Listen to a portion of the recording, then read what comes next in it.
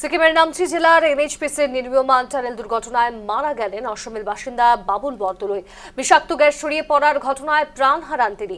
প্রাথমিক তথ্য অনুযায়ী টানেলের ভিতরে গ্যাস ছড়িয়ে পড়ার পর কয়েকজন শ্রমিক অজ্ঞান হয়ে পড়েন।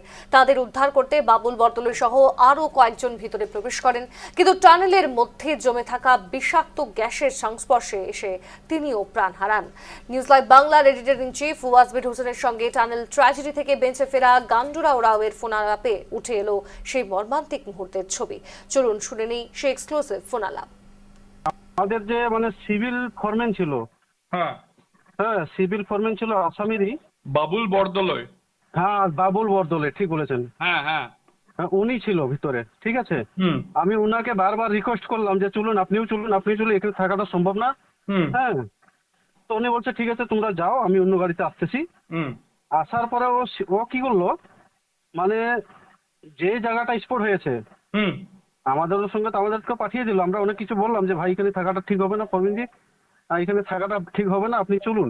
হুম কয় ঠিক আছে, বাকি লোকগুলো তো আছে ভিতরে, ওদেরকে আমি নিয়ে আসতেছি। বাবুল যেটা ছিল, বাবুল বলছে কি তাহলে ওই বাকি লোকগুলো আসুক, তাহলে ওদের সাথে আমি একবারই বের হয়ে যাবো।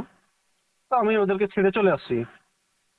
চলে আসার পরে যখন যেই জায়গাটায় ঘটনাটা ঘটেছে হ্যাঁ ওই জায়গাটায় দুটো ফোরম্যান, একটা সম্ভবত জম্মু কাশ্মীরের না উত্তরাখণ্ডের একজন হবে, হ্যাঁ আর এই বাবুল, হ্যাঁ এই দুজন মিলে যেখানে বিস্ফোরণটা হয়েছে, এরা দেখতে গেলে যে গেল যে বিষয়টা কি, কিসের বিস্ফোরণ। হ্যাঁ তো দেখতে গিয়ে এরা রিটার্ন আসেনি, এরা মানে ওখানেই পড়ে টড়ে মারাই গেল আর কি।